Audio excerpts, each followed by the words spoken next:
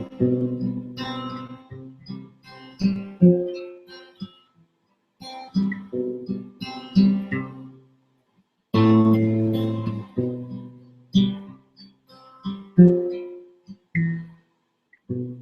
hello.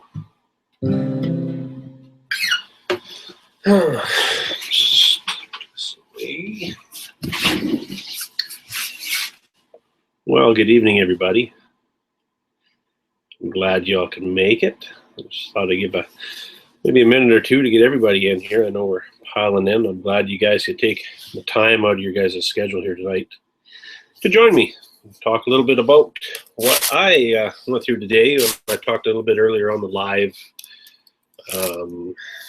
Facebook feed. So I'm going to pop over to Facebook here now and just post a little group. Let's go. You guys could let me know if you guys are with me.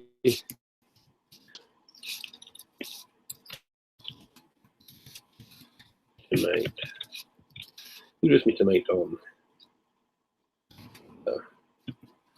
online work?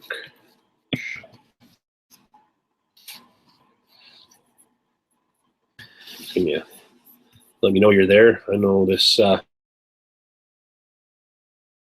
jam where I bought the software. It cost me like 500 and some bucks US to have this software in place so I can do kind of these online workshops. And it's not just a one-time thing for myself here. This online workshop will be able to help me assist many people that are interested in other great features, such as great news actually that I have. Finally, for a lot of people that have been registered for a while back, which I've actually included in this email list to hopefully these people can come and check this out tonight as well. But also to give you guys a date. I've been trying to nail down a lady here for the last couple months on building a resume. The fundamentals of building a resume to get the workforce. We did a little dry test similar to what we're doing here now, but this is live. And I went over what she could go over and what I could go over and be able to offer and deliver to you guys as a group for those who wanted to join and learn how to build a resume. It's quite surprisingly, a lot of you people don't know how to build one. So this next online workshop will be taking place December 2nd in 2 weeks at 7 p.m. And we'll be able to sit like this. You have a piece of paper, a pen, your computer off to the side, and we'll be able to go over the fundamentals of building a resume. I know it's not a guarantee by no means to be able to get you that job, but nonetheless, it's a tool and an opportunity for everybody to utilize the services that I want to give to you guys. So hope you guys all appreciate that. Let me know here that's in the room. I see 1, 2, 3, 4, 5. If there's a chat roll on the side, if you can, I'm gonna say hello again here. There might be a time delay. I'm not too sure. Hello everyone. Hey Tim, I see you're there. It looks like we got a few. If you can't, if you're on a mobile device, that's fine. I know a lot of you may not have the ability to be in front of a computer, a laptop, iPad, or the next best thing is these things right here.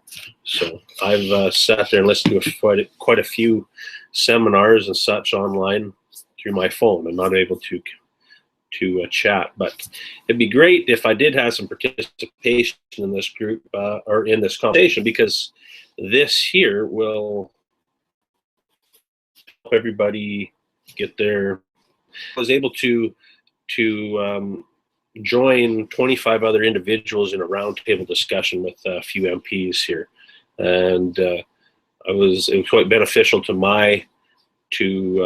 myself and to everybody else there.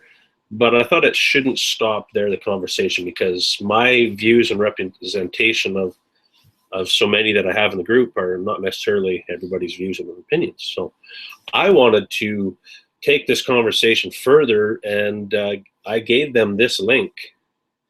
Hey, Malcolm. I gave them this link here for hopefully they can join and see what's going on. And if not, and if so happen you are checking the replay out, it will be available. So no worries there if you could not break away from your busy schedule today. But you can also leave comments as well. So I would like to take this link and I can email these MPs, of which they've given me their emails, and we have corresponded back and forth. So it'd be really appreciated of what you guys have to say, and that's what it's all about. It's not about me; it's about what you guys want, what you guys want to see. So I'd like to see here. Let's go to what we have in place for this evening here. I wrote down exactly what we had talked about in the conversations that we had today, and let's just go through a little bit.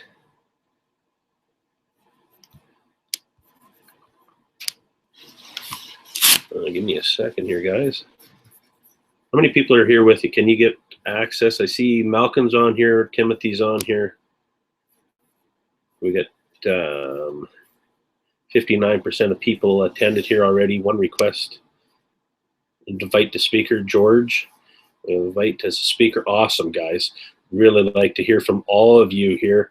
I'm just going to pull up something here so we can go off of. Because actually I clicked the link that you clicked and put all the heck, daddy.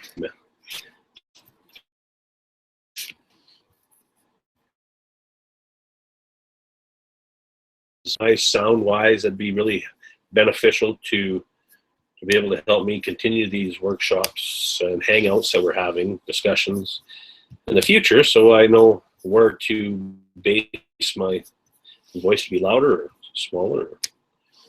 You may hear some clicking in the background. I'm just loading up my email. If you guys can have a piece of paper and a pen, so write down some thoughts of what you'd like to see, what your story is, because that's essentially what this is about, is each and individual stories. So I was able to tell my story, and and it touched a lot of people. And they, you can hear stories from someone so down the street that they're having problems, or they had to lose their truck, or whatnot. Am I there? There you go. And it's really beneficial. Click on the YouTube link.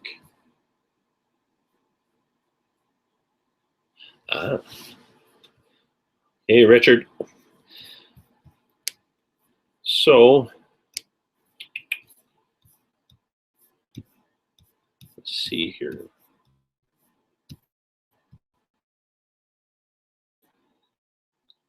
I say to everybody, and myself, even as technology savvy as I'm wow, it says it's expired. Even if I try to click in, those webinars expired. I didn't know it would expire. That's something new to learn. Workspace. Give me my accounts here. I've had discussions here with a couple individuals regarding coming on here this evening here to talk about it as well, because it's not just a one-way conversation. That's why I had this, is so we can all attend here. I just had an email here now. Good evening, Chad. Thank you very much for attending today. Your insights, comments, and reflections were important to the discussion that we had. I will double check with Mr. Calkins, but I can imagine why we cannot be able to forward your information. But I can't imagine why we couldn't be able to forward your information to the group, but would like to make sure I will be away from the office, yada yada. So I just inquired to these the individuals there. I wanted to thank them for the opportunity today, for having me to come out and attend and share with that community, and talk about our community and whatnot.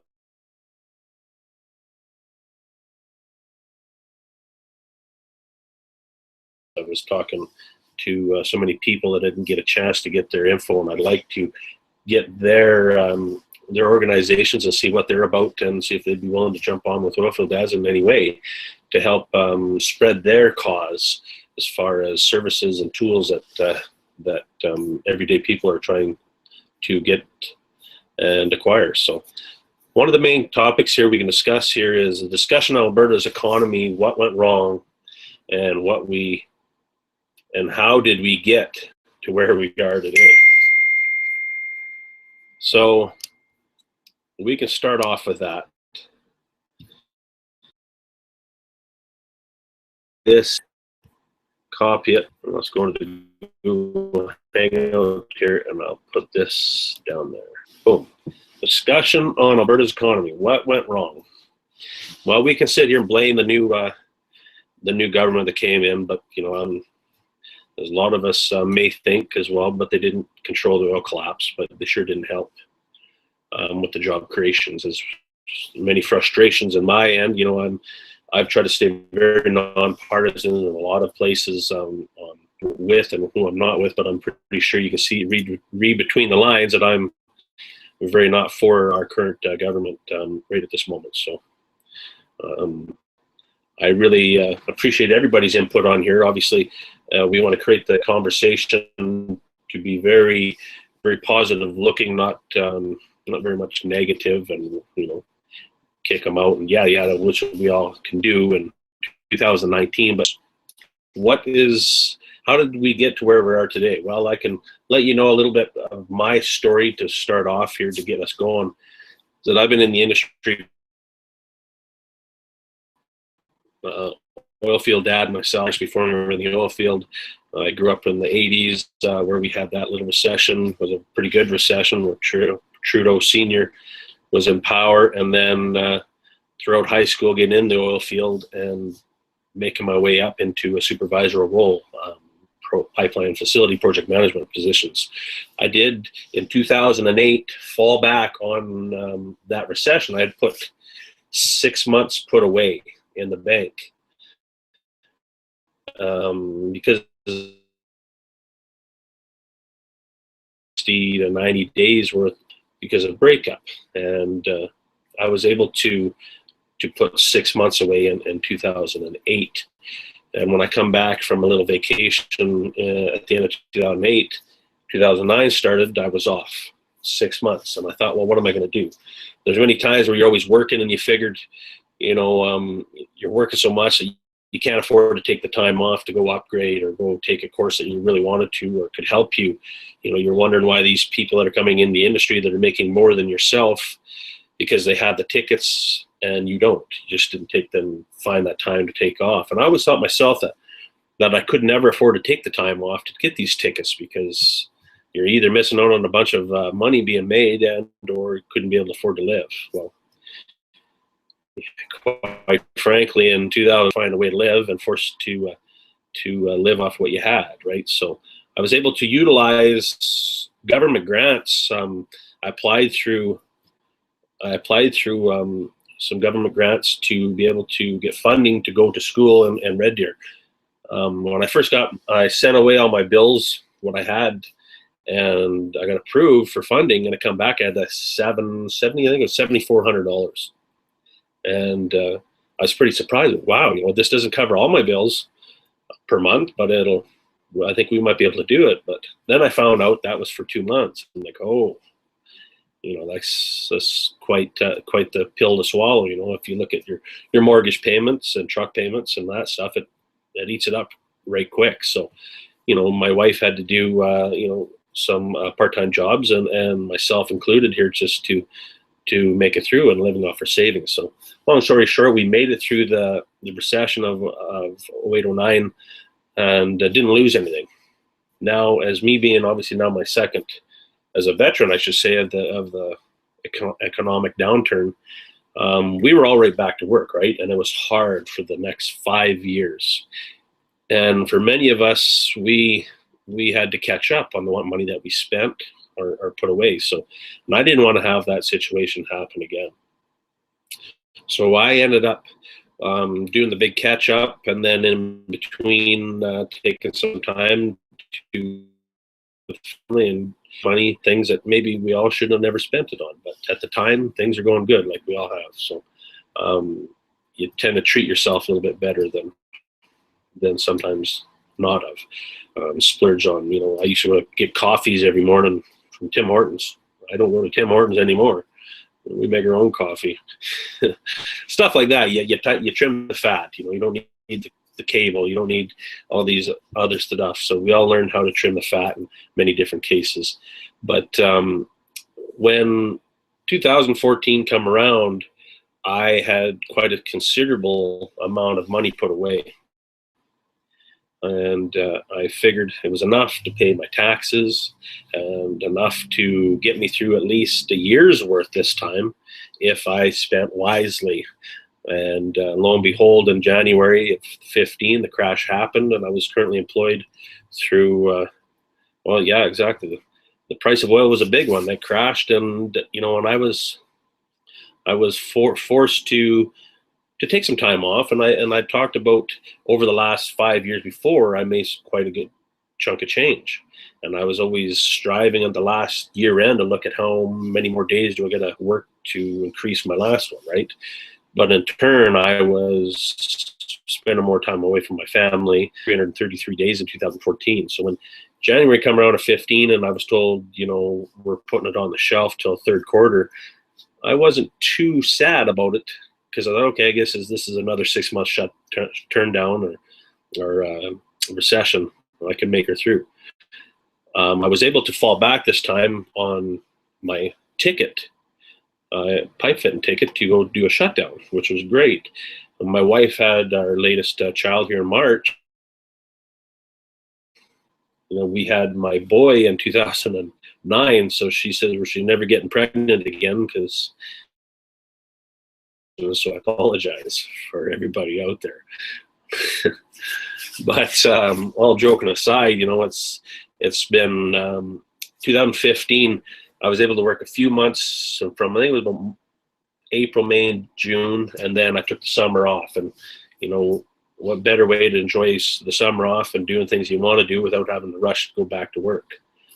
And at the end of that summer, I was sitting around, and as many of you know, that I started oilfield ads.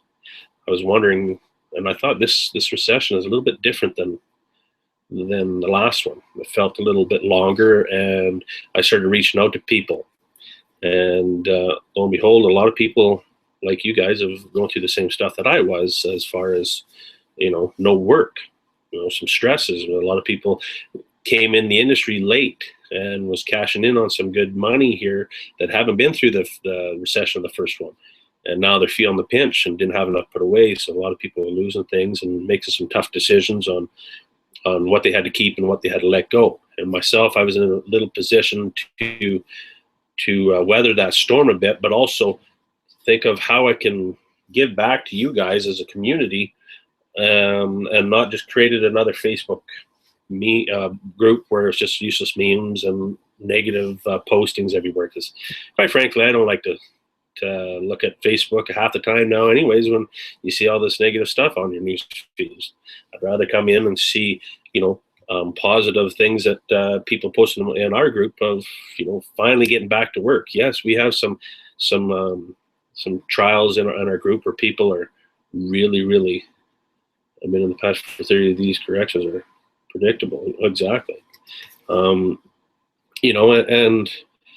the thing is we have some people that are sharing their stories that would have never shared before to anybody else. And that's what I think this group and this community is so great about, is the fact that we don't know anybody, but we're all family, and we're there to, most people pose when I see who, yeah. Exactly. You see who's posting, scroll on by of what's what and what to look at. And, some days you might not want to read that comment that somebody's going through a tough time, because there's many days, I'll tell you what, I've had had to barely get out of bed myself. What was the point? I've called everybody all week anyways, and bugged and hound and emails, and they ain't gonna have a different answer for me today. So I don't even want to leave the house. So I'm pretty sure many of us have been through that, but I've also learned how to turn that negative into a positive, things out on Facebook and do productive things like this, and trying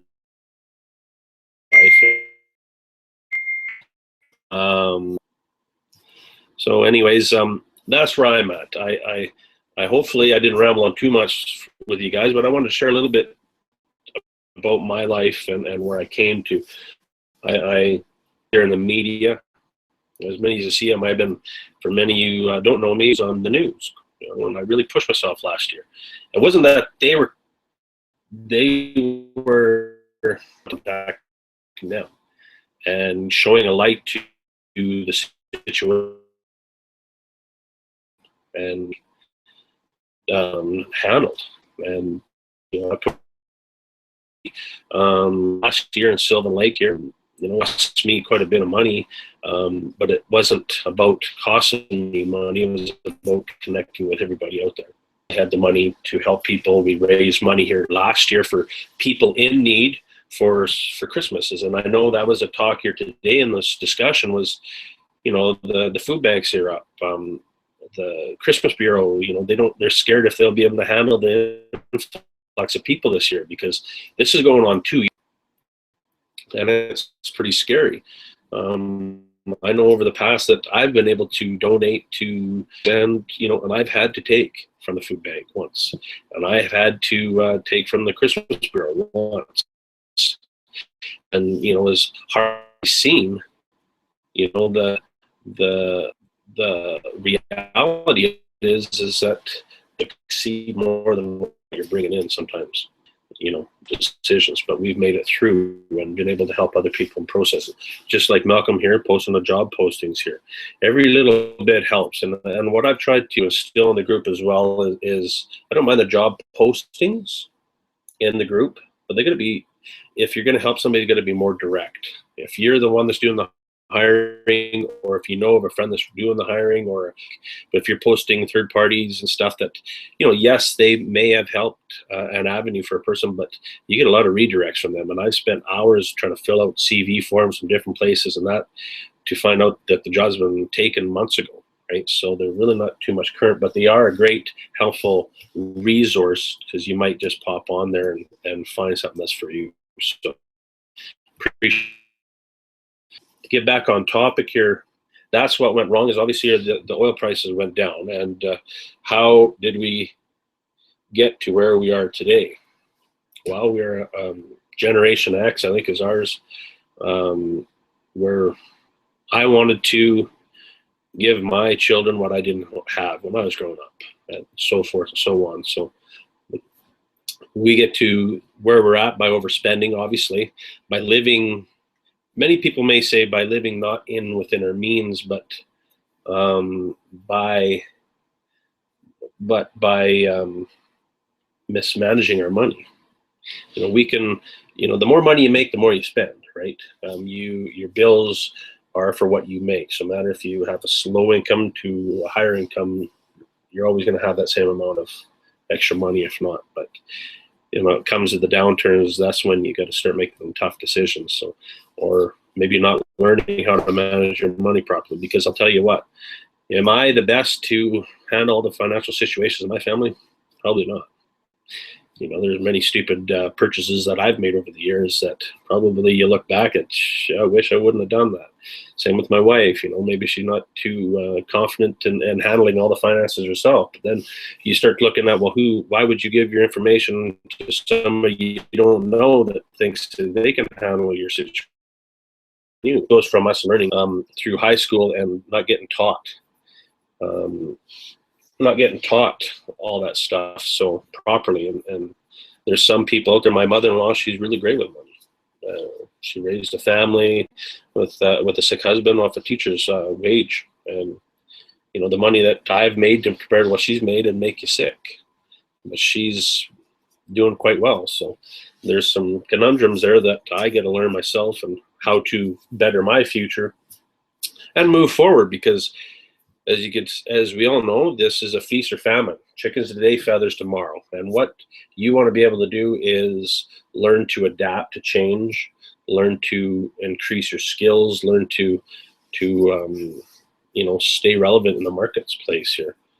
I'm going to bring on some. Let's start off here. I got Malcolm wants to get on here a few times. I got some Tim wants to get on here, so I'm going to invite Malcolm here as a speaker. If you can come on, let's see.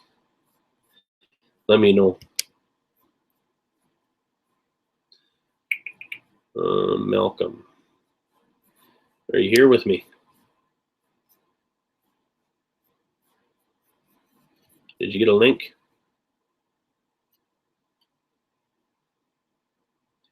No. Gonna bear with me here too, because there we turn this. Nope. You must be having to install a plugin or something. I've accepted your request. Let's hopefully on here. Also, Tim, are you there? I'll get you on here as well. I'll invite you. So, as far as that's kind of my story that I gave the MPs and where I was at. I've went through some trimming the fat, so to say, to making things work for myself included. So another discussion is what I just went through. I kind of jumped the gun there.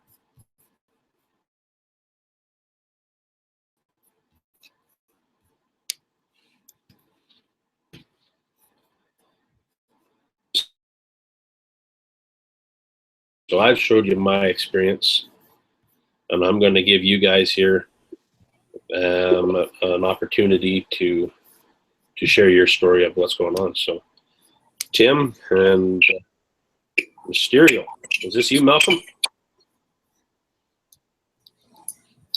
So I've showed you. Are you there? There you go. I'm going to give you guys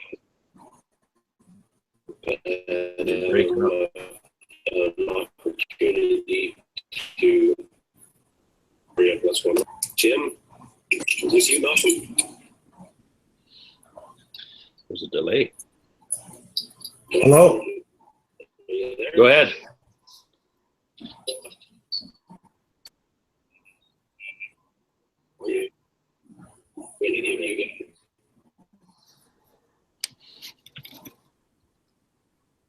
An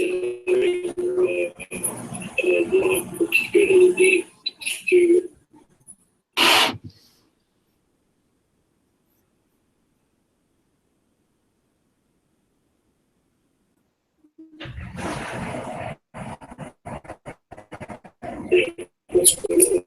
Jim.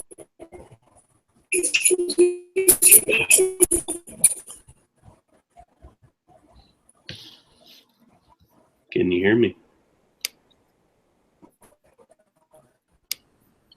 Tim?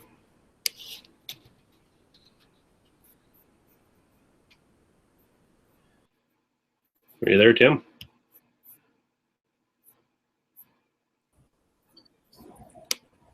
Hello, Tim. Can you hear me? I can hear you, but no vid cam.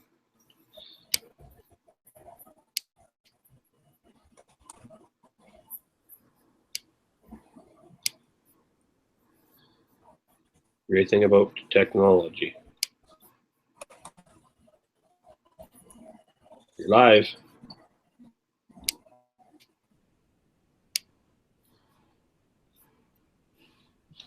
Tim? Internet connection sometimes. There you are. I'm trying. Can you hear me? Yeah, a little bit. Hopefully I wasn't coming across that choppy.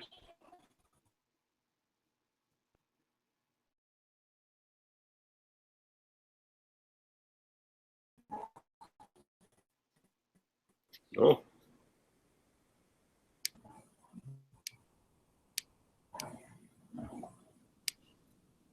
Your connection is difficult to see your connectivity. How is mine weak? Let's see this.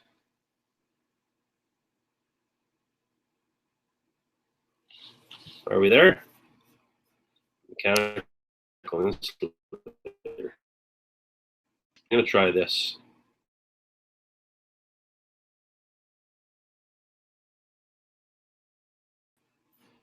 Are we there? Are we still live? Are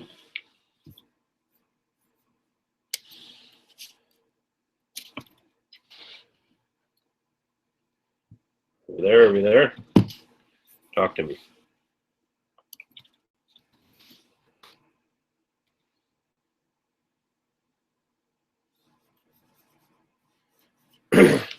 Lots of guys. Okay, well, so we get this internet thing situated. I apologize. Hopefully, I'm not coming across as George. Can you hear me nice and clear?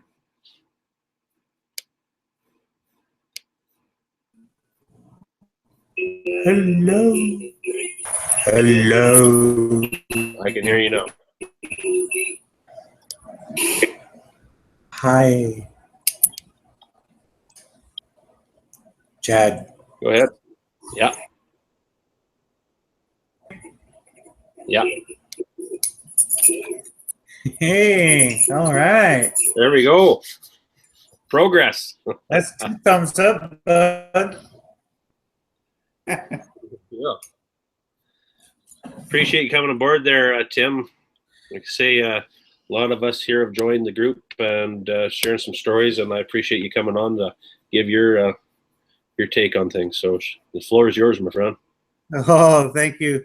Bear with me. This is the first time I've ever done anything like this, so it's all new to me. It's a learning curve. But anyways, I started in the oil field back in it was 1976.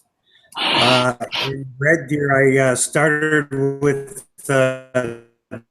Dresser Industries with their Eskimo division.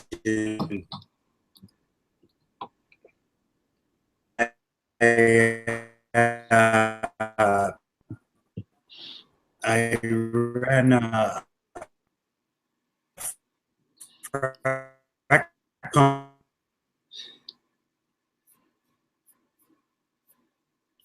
When we lost you.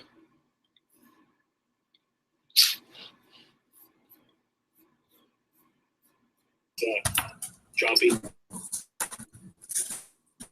There you are.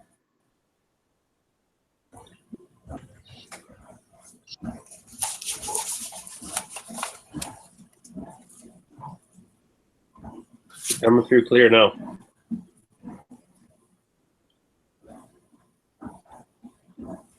Hello. Yeah, you're coming through clear now.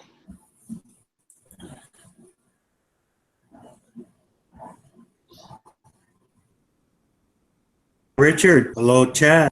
I'm here. You're going. So, anyways,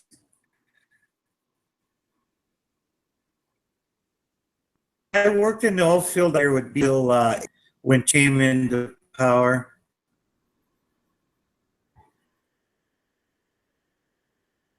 Transferred with Hughes. Are you hearing me, Chad?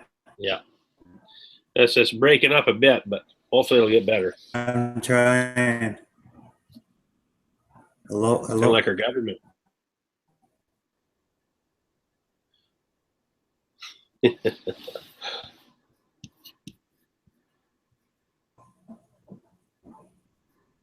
No?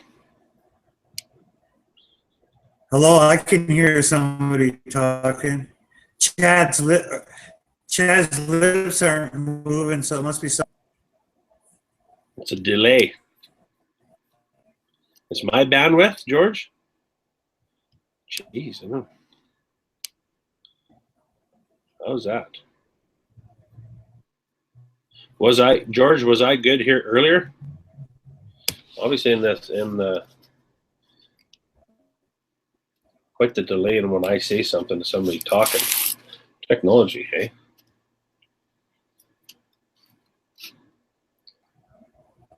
Oh, there you go.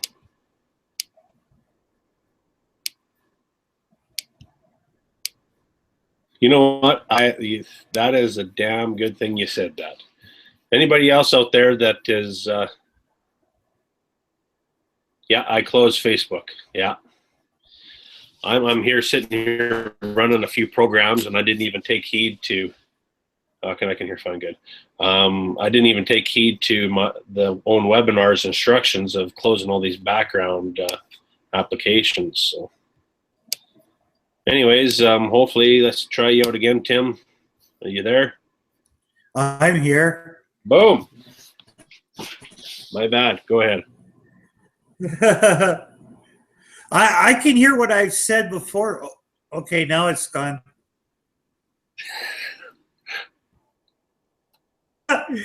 It's hard. Anyways, it's a big delay, so it's hard to concentrate when you start hearing your own voice come back at you. Yeah, exactly. I worked until 81, and then I moved down to Oklahoma and worked for BJ Hughes down there for a year in Colorado, and worked for them for a year, and then they wouldn't renew my work visa, so I worked for Exeter Drilling on it's in the oil field. I'm retired from there. I spent 27 plus years erecting pre-engineered metal buildings, and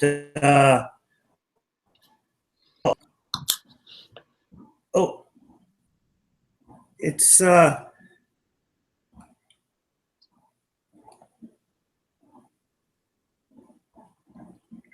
it's I've seen the ups and the downs. I've seen it in the construction fields. I've seen it in the oil fields, and it's just really, really bad, really bad. So, what do you think we need to do? You know, obviously, what do you think needs to happen here for us to get back at her? We need to try and you know, if we had if we could get the farmers and the oil field people together and get them to talk about E85 fuel, and there's a lot of possibilities there of you know, the oil field people and the farmers putting money together to build some ethanol plants and E85 fuel in the province here, and then we could sell finished product out of province, and it diversifies us. It work. I mean, you can. The technology is out there for E85 ethanol to be made out of wood cellulose, which we could have people cleaning out our forests deadfall and using it for ethanol. We could strategically in different areas of the province that are hit hard out in the rural areas. We have a oil terminal out in Hardisty that we could have an ethanol plant out there and run a pipeline to the oil terminal, blend our own E85 fuel, and export it out of province. That'd be great. So that's one thought that I have right now. I did briefly work at actually at the Edmonton dump. They're building I think it's Canada's first biodiesel plant or something off of garbage. Did you hear about that, or you know anything of that? Yes, they use the garbage to make ethanol to power their work vehicles and their work equipment. Hmm. I think it's the largest, biggest government funded I, program. you could make ethanol E85 fuel. You could make ethanol out of human waste. So a lot of carbon It's capture as well. the carbon factor.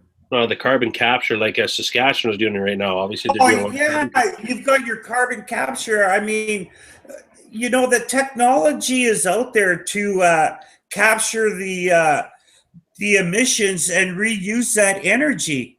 There's technology out there to store that energy down in the ground. I mean, from me living down in the States for a while and living here and seeing what things go on, we should have our technicians and our engineers getting together with our oil field people and our agriculture and have everybody talking about how can we make this E85 work? Would it be feasible? It's cleaner for the environment, so it appeases those people. It creates jobs, and it can be cheaper for the consumer, which is beneficial for all Alberta. There'll be a lot of educational and people getting into to train for these jobs too as well. So there's going to be some funding or something in place for us to get retrained. Because I know myself as a journeyman fitter, I was told that a lot of, if I were to go say wanted to become a sprinkler fitter or a gas fitter in commercial, and things picked up roaring back in the oil industry, there won't be willing too much to hire you back, as you haven't been in your trade as long anymore, right? So it's like you've let that go and started something else, and you may not be as fresh and as expert as you need it to be, or expert as you need to be for that position. Is that I've heard that in my conversations with a few people, so I don't know. I think a lot of people are scared in the fact of to getting out of what they already have and spend a lot of time and money into educating themselves and where they're at, because a lot of people just want their old jobs back. But I agree with you that we do have to change our thought processes and learn how to go with the changes, because we ain't going to change what these guys are putting in place until 2019, and we can't afford to sit around. So whether or not you shit or get off the pot is another thing.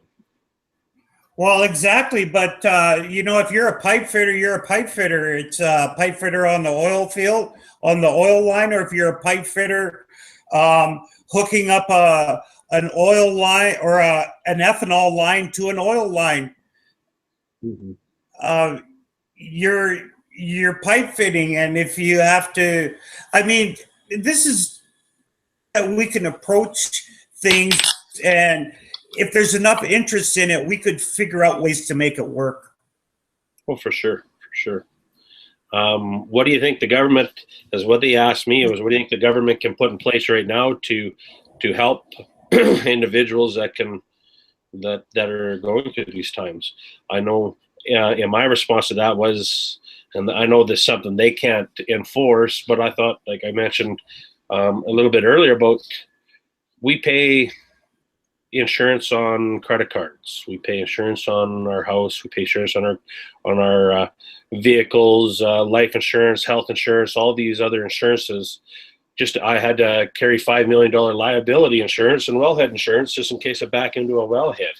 $5 million, and that's just money going to these insurance companies. Is there not something that these small entrepreneurial, self-employed contractors or small businesses can pay into some sort of insurance to protect them from an economic downturn such as this? Not just saying that, hey, you know what, you can cash in on a business that you're mismanaging, but say if you had a business that's been going for the last 5 years, continually making some money, and this downturn happens, you're able to cash in on something like that. I know the government wouldn't be able to enforce that, because I think the insurances are a private sector, are they not? Well, insurance private sector, yeah, but I'm navigating the insurance system right now because with my disability, I haven't worked in a year and a half. Doctor's letter saying that I'm disabled, I can't do my job, and I'm waiting for an operation on my left wrist. And my MasterCard, when you're making payments on it, you have an insurance company that insures you if you become disabled. Now, the same thing is on my car loan. I got my car loan through TD Auto Finance, and their insurance company that they put on the loan in case I become disabled or sick and can't make the car. Well, with not working the last year and a half, and paid off my MasterCard pretty much for me. They stepped up to the plate and did what the insurance was supposed to do. Now, the insurance company, Industrial Alliance, on my car loan, they won't, because in their fine print, in their one of their clauses, it states that you have to be totally disabled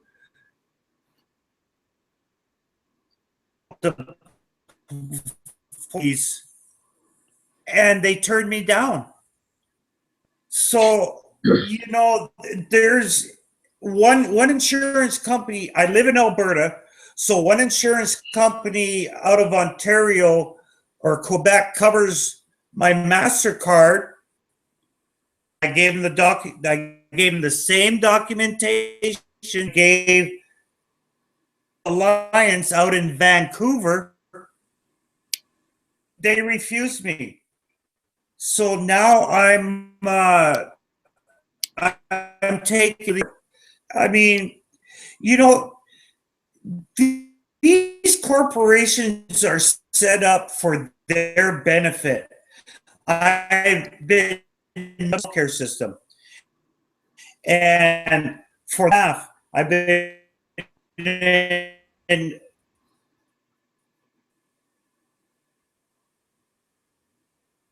insurance union out there, and all these entities are set up for their benefit. Mm-hmm. They really don't care about us. They care about the dollar, the bottom line. It's all the money. They don't care money all the time, but it's set up for their protection. I found a flaw in the banking system, and call them on it. If I have to get legal representation, I'm going to call this credit union on it and take them to court over it.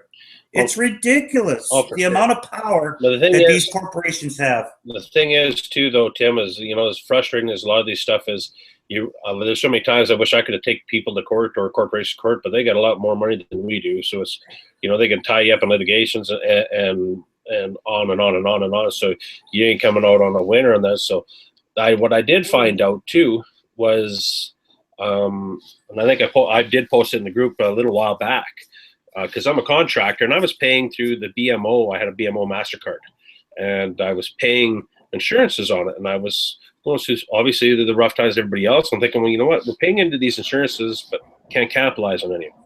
So I was able to call the MasterCard for BMO, and they were able to look at how many years I've paid into this, and then said, well, you know, they would have had to have mentioned that it wasn't available for subcontractors. Well, they knew I was a self-employed when I started up my business, obviously with their banks. So for them to allow me to pay into this was ridiculous, and I was able to get back $2,500 worth to put down on the credit card. But in, you know, a Capital One, it doesn't matter, and I pay thousands of dollars. And I think I've helped quite a few people in our group calling this number to get some money back, which has helped them out. But like you say, you know, some insurance companies, they're not in there for your best interest. They're in it for theirs. And, you know, I think that'd be the problem. If you don't try, you never know. Exactly. I mean, these companies, I believe they have the mindset, well, they're not going to do anything because we have deeper pockets and we have the lawyers. And so that's their mindset. So when there is an opportunity to challenge them on it, I feel that I need to take that opportunity and challenge them on it. I don't know if, like you say, when we're talking here right now, the whole purpose of these rallies, and I think if a lot of people wonder why, you know, all these rallies are taking place and what's the point of going and all that, but you know, you can sit in your house or wherever and bitch about the current situations, but if you don't take the initiative to go out, at least just to stand in solidarity with a lot of these supporters of our industry, then, you know, whether or not you think it may make a difference or not, but you're stronger together, and that's what we're doing here with 8,800 people in this Facebook group. Why I chose to have this online discussion is to be able to give everybody an opportunity to say what is on their mind, and then give this link to them so they can watch it and decipher if they want to watch the whole thing or take the points that are valid. I like it. I like him somebody else. Yeah, no, I hear you. You know, I got quite a few people on here tonight, and I want to appreciate you guys coming out.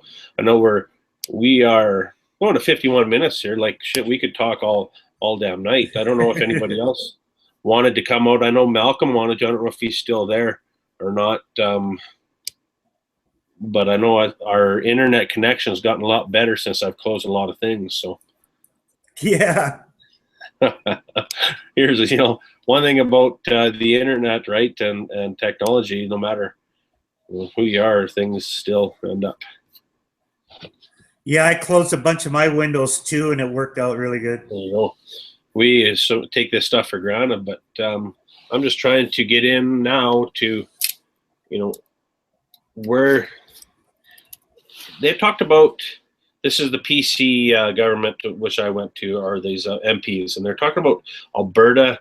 What is it called? The Alberta Task Force, Alberta Job Task Force, and what is compiled up is 29 MPs and 3 senators, and they're going out and seeing and talking to people what they can do. And I've talked to another individual, Bernard de Roughneck, here earlier this evening, and he was, you know, all for it as well, but he was kind of concerned on, is it just their political agenda to say that they're doing something? You know, it's like, you know, here's this bike, but it's only got a front, and it's got a front wheel, and it's got a self-greasing chain on it. But you're missing the back wheel, right?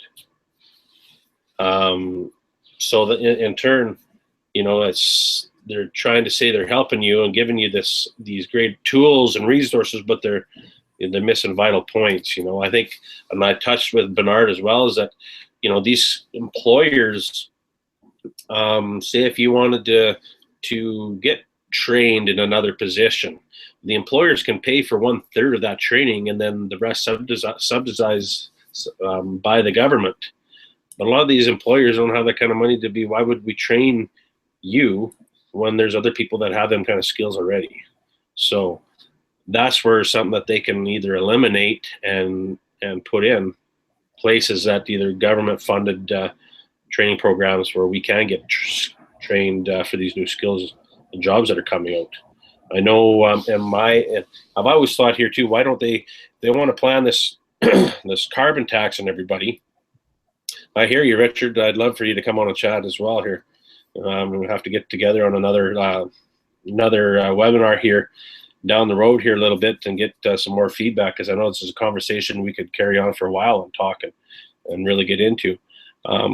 But talking about new subdivisions, you know, if you want to start implementing a carbon tax or going greener or whatever have you, why is it not that every new subdivision, every new house is going up in say 2017 must have a minimum so many solar panels and on their house, and where it is feeding back the grid, right? That it is included in your house payment, it is included in the bill. This is our topless hot water tank as well. Right? We're going with a conventional hot water tank. It's not like gas is too expensive, but still, them steps, small steps towards being more energy efficient, just like the Harper government that gave us incentives to change all our windows or to be more energy efficient. We got tax rebates. Why can't we do them kind of more incentives instead of saying, hey, we're shoving this carbon tax down your throat, whether or not you like it or not. I don't care if you have a job or not.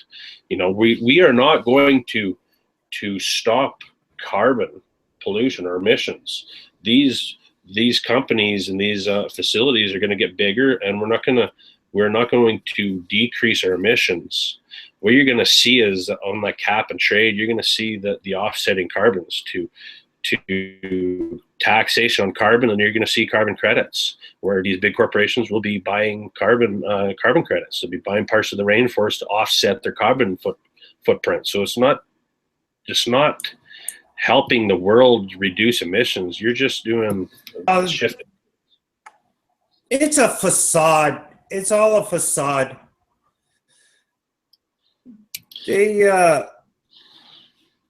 There'd be a lot more done if we went into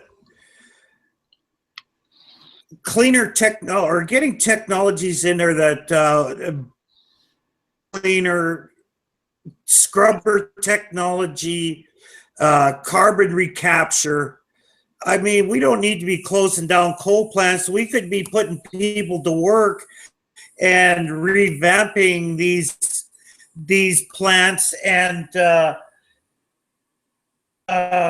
creating jobs.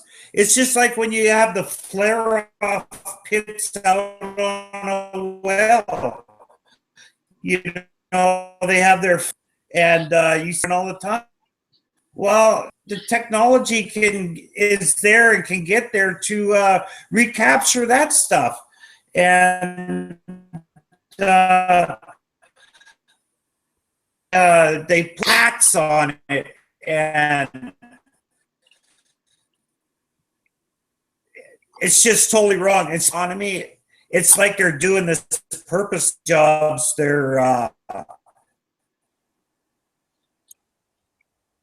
lot of Alberta families. Well, and I think we've heard it on many different, obviously on Facebook as well, through all the different social platforms of either politicians to celebrities like Leonardo, everybody taking aim at these attacks on our energy sector. Mark Schultz, with Oil Respecter, he's doing a fantastic job of trying to get out there and give people the facts. It's straight. There's a lot of people trying to protest this stuff, but not understanding how they're getting to these places to do it, and especially with this with Richard's talking about is talking, and he has a comment here. I've been very lucky from my employees. I work for a small company that runs pickers and does rig moves. Talking with my boss every day, he says he's very concerned about this tax and what it's going to mean to the little guy that are trying to keep the doors open. Well, exactly. We are a province of small entrepreneurs and the little guys. Doors are going to close. Doors are going to close, and the guys that have fought so damn tooth and nail to keep the doors open, because as a small business owner, if you got a small company, it's almost like they're your family as well, because you don't want to see them guys or lay anybody off because they got a family to feed and stuff, right? So it's very hard, and these guys either are not taking any wages and losing massive amounts of money in theirs, and they're forced to close it down anyways. It's heartbreaking, and to what we're going to do, I don't know what we can do right now that's going to be able to help this with the current government, but they always seem to do like a reset. I noticed, every recession, it's always like they try to flush the small guys out, or the big guys will swap over, buy this one out, buy that one out, and the ones that squeak through the line seem to make it through and then become prosperous till the next one, and then they sell out. So, depending on how you structure your company or made it through this one or that one, or have enough funds to put away is going to be helping. But it's pretty hard to do now when you're raising corporate taxes. When I just found out, if I close the doors here, I could open up my business in BC and have a 3% provincial tax instead of the 12 or 20% they're wanting to do now. To be competitive with the U.S. right now, Trump coming into power here soon, he's cutting the middle class, taxes 35% or something. So like and scrapping this whole climate change facade altogether. So now, how does that give us any competitive edge? With everything that we build or sell, we have to have a carbon tax on top of that. And with our dollar being what it is, we're going to have a hard time competing in an industry that our partner to the south are going to be able to dictate our GDP. If we don't get stuff to Tidewater, then we're really hooped. We're in a circle jerk, so to speak. Yeah. She's put us in a precarious situation. And what's our options? What options do we have? There could be another. I don't know.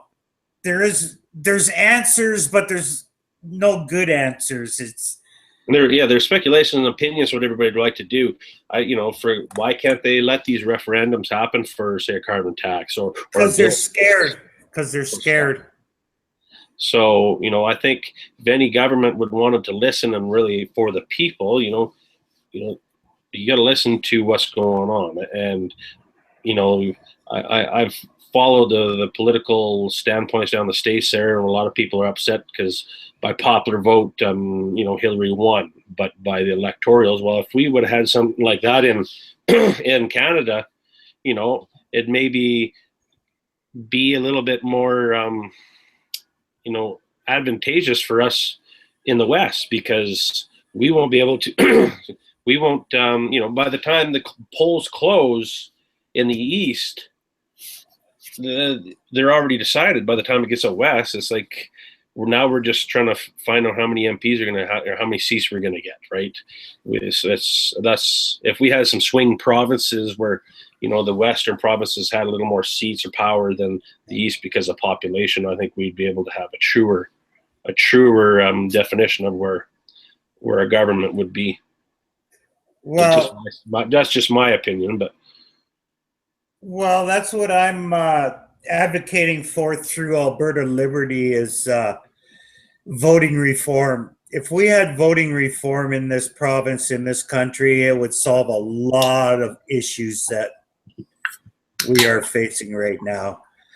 But, I've seen voting system work in Colorado, and it works really good for the people there.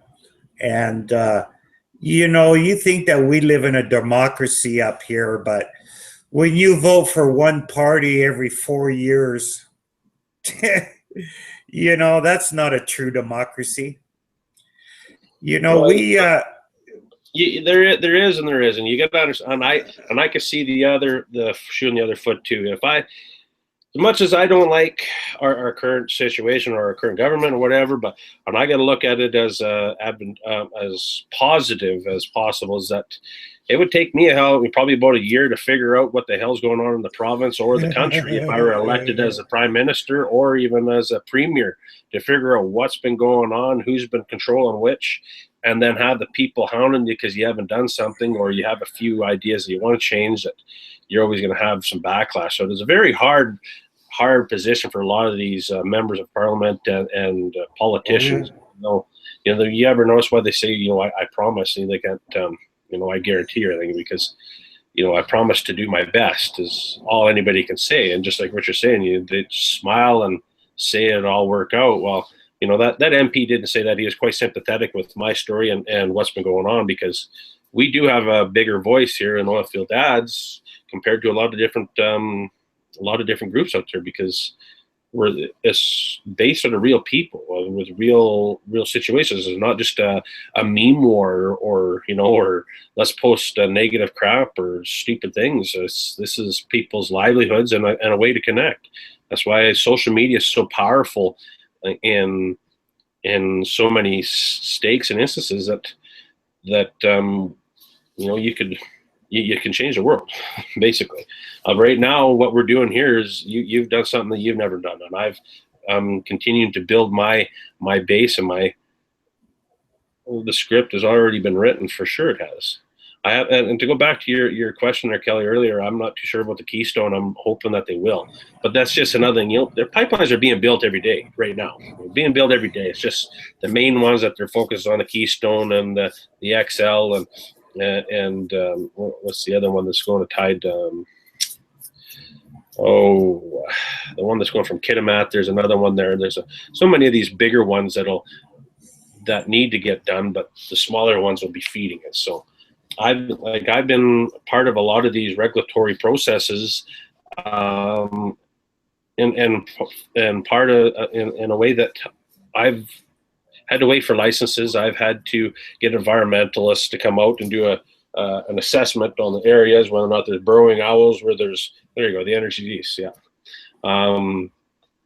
Burrowing owls, whether or not there's navigable waters, whether or not there's indigenous burial grounds, all that stuff has been taken in. We have the highest standards in all of the world.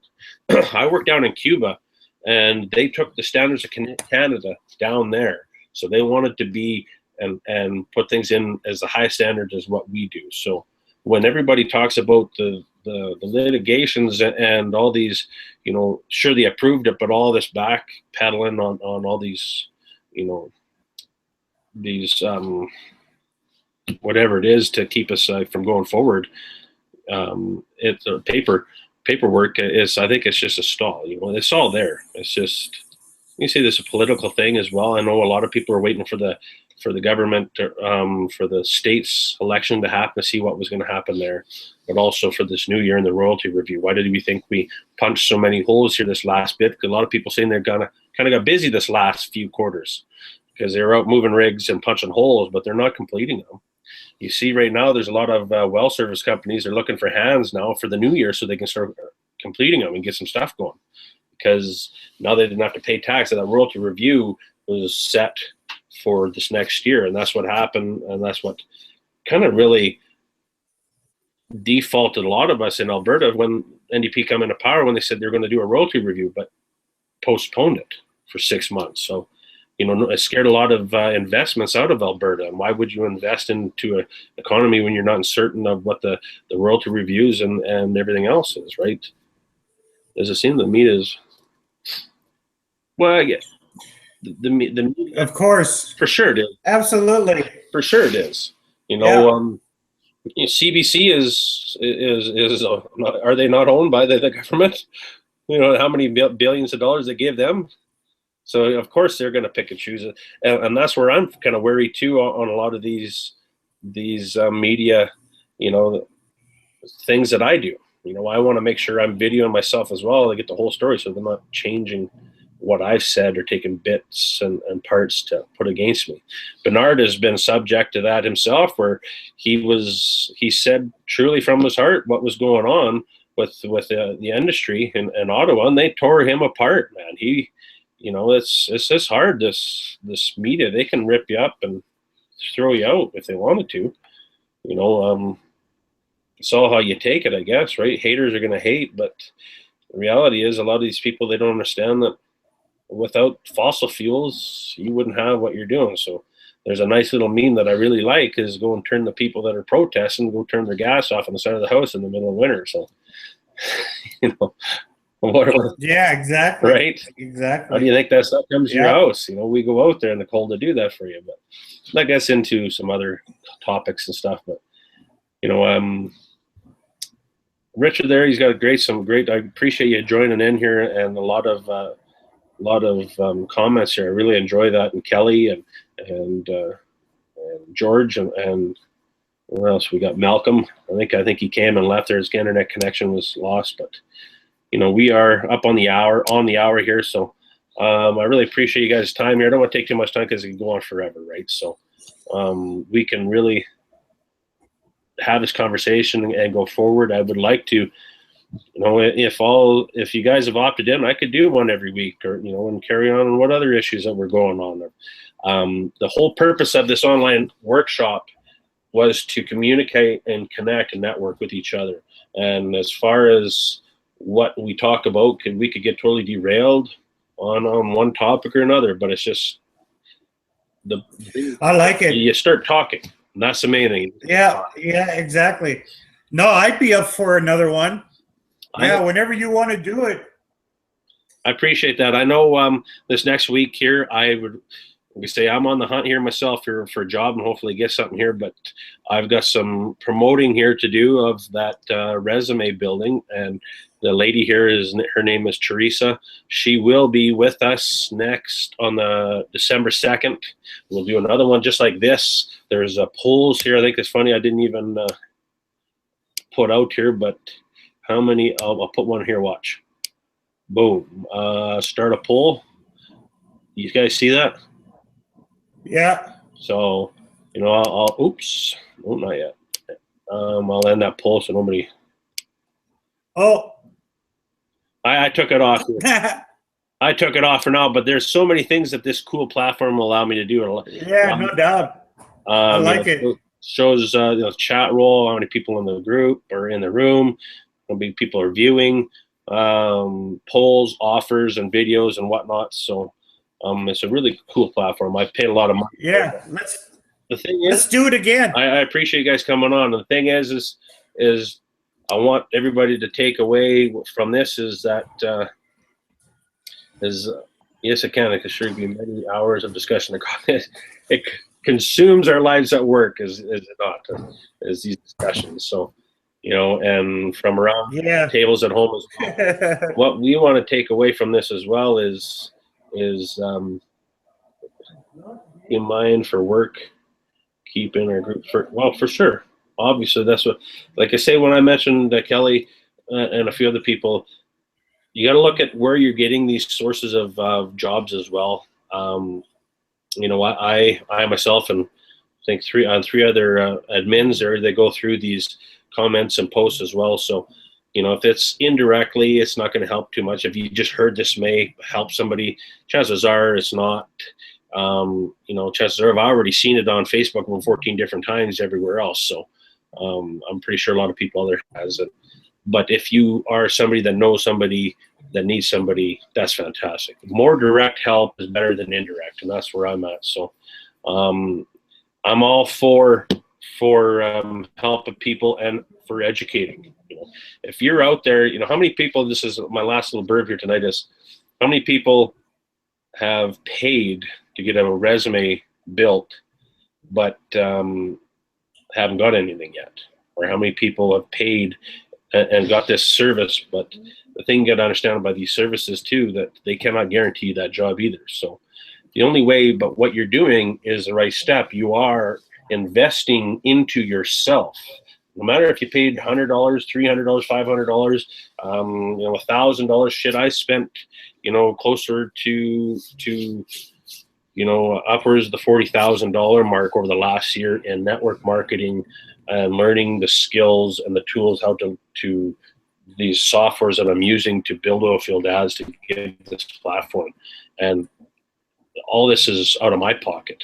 Nothing's been recouped back, and it will come by through way of sponsorships and advertising and whatnot, and tools that you guys hopefully will be able to, that I'll be able to offer to you guys down the road here if you're willing to invest into yourself. I'm all for it. A lot of people mistake paying for things. If I go to college or to get a fitting ticket, it's going to cost me $1,500 for the course. Or if I got to go upgrade, my API to 1190 or 1169 for inspection course, that's, I think it's $850 there just for pre-registration. A lot of these courses cost money because they got to get put on. So value is worth something, and everything is not for free. So we all have to learn how to invest in ourselves, whether or not learning the tools on the internet, researching it, Googling it, figuring it out on ourselves. A lot of that I've done myself, but also I've taken a lot of courses online too. So with that, guys, I appreciate you coming out, and I appreciate Tim for joining me, and take care, guys, and just give me a chat in the group here after if you guys would. If you got value out of this, I really appreciate that. That's going to help when I buy a beer I invest in myself. Here's a cheers to that, but this is a Fresca. So if you guys would, please, it would mean a lot to me to just post in the group here tonight that I really enjoyed our conversation, and you got some value out of it, and it'll go for the next one. Anyway, Okay. peace. Good Thanks. night. Appreciate it.